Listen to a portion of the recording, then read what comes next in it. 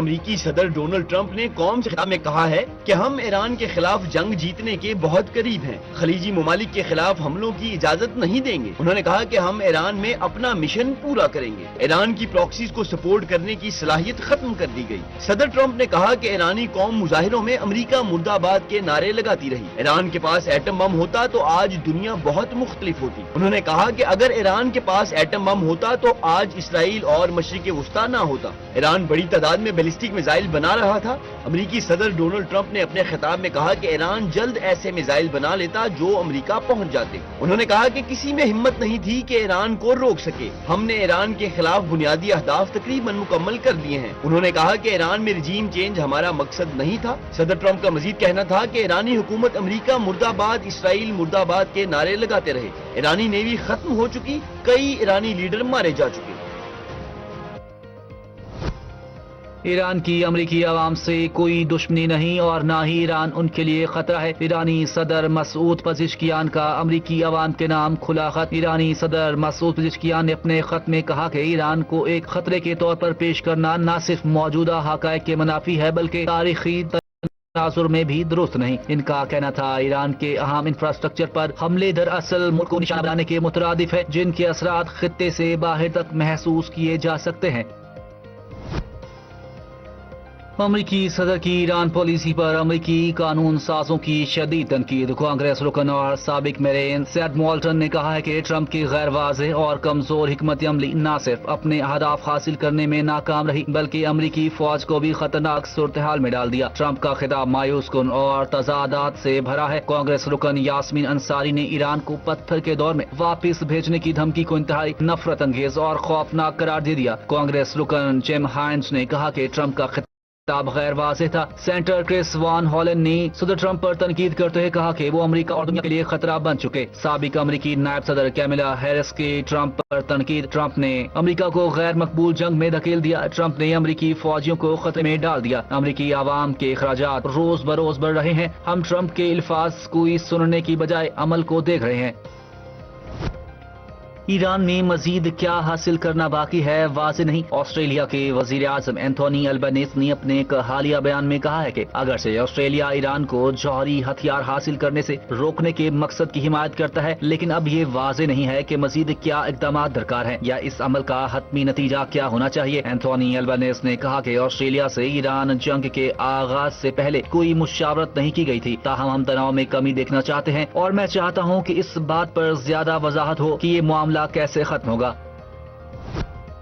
صدر Donald Trump کے امریکی عوام سے خطاب میں ایران کے خلاف جنگ جاری رکھنے کے اعلان کے بعد عالمی منڈی میں خام تیل کی قیمتوں میں بھی نمایاں اضافہ ہو گیا۔ عالمی سطح پر برطانوی معیار کا خام تیل 4% اضافے کے بعد $105.55 فی بیرل تک جا پہنچا جبکہ امریکی خام تیل بھی 3% اضافے کے ساتھ $103 فی بیرل کی سطح پر ٹریڈ کر رہا ہے۔ ماہرین کے مطابق خطے میں ممکنہ عسکری کارروائیوں اور سپلائی متاثر ہونے کے خدشات کے باعث سرمایہ کاروں نے محتاط رویہ اختیار کیا ہے جس کا براہ راست اثر عالمی توانائی مارکیٹ پر پڑ رہا ہے۔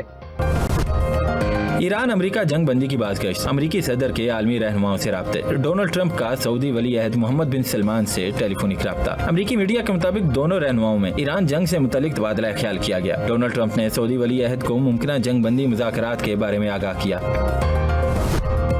امارات امریکہ اتحادیوں کے ساتھ مل کر ابنائے ہرمز کو طاقت کے ذریعے کھلوانے کی تیاری کر رہا ہے۔ امریکی اخبار وال اسٹریٹ جرنل کا دعویٰ۔ رپورٹ کے مطابق UAE اقوام متحدہ کی سلامتی کونسل میں ایک قرارداد کے لیے لابنگ کر رہا ہے جس کے تحت اس کارروائی کی اجازت حاصل کی جا سکے۔ اماراتی سفارتکاروں نے امریکہ، یورپ اور ایشیا کی عسکری طاقتوں پر زور دیا ہے کہ وہ ایک مشترکہ اتحاد قائم کریں جو طاقت کے ذریعے ابنائے ہرمز کو کھول سکے۔ رپورٹ میں مزید کہا گیا ہے کہ UAE نے یہ بھی موقف اختیار کیا ہے کہ امریکہ کو اس اہم گزرگاہ میں واقع بعض جزائر بشمول ابو موسیٰ جزیرے پر قبضہ کرنا چاہیے جو گزشتہ نصف صدی سے ایران کے کنٹرول میں ہے، جبکہ امارات بھی اس پر دعویٰ کرتا ہے۔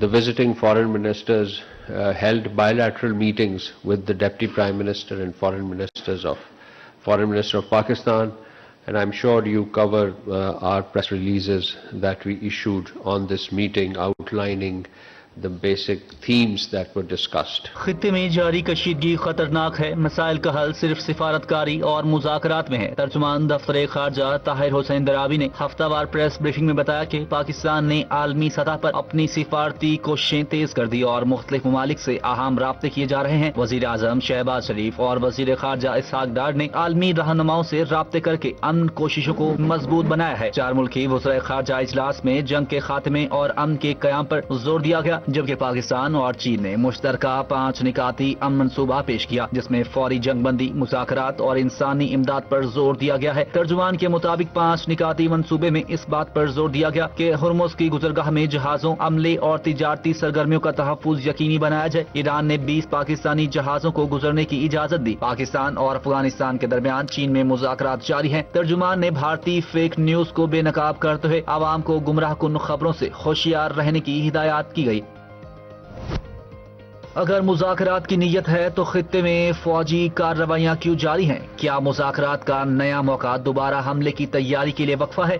پاکستان میں ایران کے سفیر رضا امیری مقدم نے ایران سے مذاکرات کی امریکی خواہش پر سوالات اٹھا دیے۔ انہوں نے کہا کہ ایران پرانا فارمولا حملہ، جنگ بندی، مذاکرات پھر حملہ مزید قبول نہیں کرے گا۔ کیا کوئی یقین دہانی ہے یہ سلسلہ دوبارہ نہیں دہرایا جائے گا؟ کیا سالس امریکہ کی ضمانتوں پر اعتماد کر سکتے ہیں؟ عالمی برادری غور کرے کہ بار بار وعدہ خلافی کون کر رہا ہے؟ آخر کیوں معاہدات ٹوٹتے ہیں؟ آخر کیوں معاہدے ٹوٹتے ہیں؟ کیا یہ حکمت عملی ہے یا اعتماد کا بحران؟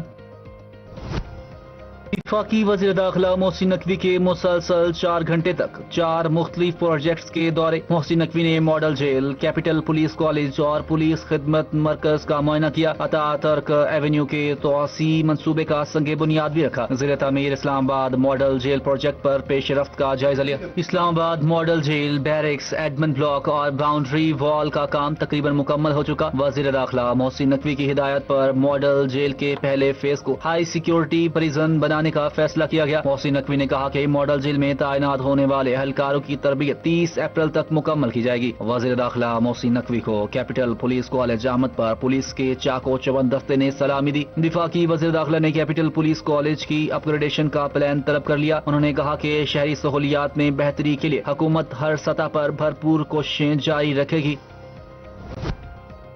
وزیر اعلیٰ سندھ نے ہنگامی خدمات کی جدید کاری کے لیے 30.8 ارب روپے کے بڑے منصوبے کی منظوری دے دی۔ ایمرجنسی سروسز سے متعلق اہم اجلاس میں سندھ بھر میں ہنگامی خدمات کے نظام کو مزید مؤثر اور جامع بنانے کا فیصلہ کیا گیا۔ سید مراد علی شاہ نے کہا کہ انسانی جانوں اور املاک کا تحفظ حکومت کی اولین ذمہ داری ہے۔ ہنگامی رد عمل کے نظام میں کسی قسم کی کوتاہی برداشت نہیں کی جائے گی۔ ہائی رسک عمارتوں میں فوری اصلاحی اقدامات یقینی بنائے جائیں۔ تمام ایمرجنسی اداروں کو ایک متحد اور خود مختار اتھارٹی کے تحت لایا جائے۔ ہنگامی حالات میں فوری رد عمل کا نظام بہتر اور مضبوط بنایا جائے۔ وزیر اعلیٰ کا کہنا تھا کہ جدید ایمرجنسی نظام سے شہریوں کا تحفظ، اداروں میں ہم آہنگی اور رد عمل کے اوقات بنانے پر پاک فوج کو خراج تحسین پیش کیا۔ کہا دہشت گردوں کے عزائم خاک میں ملانے پر پاک فوج کے جوانوں کو سلام کرتے ہیں۔ قوم کو پاک فوج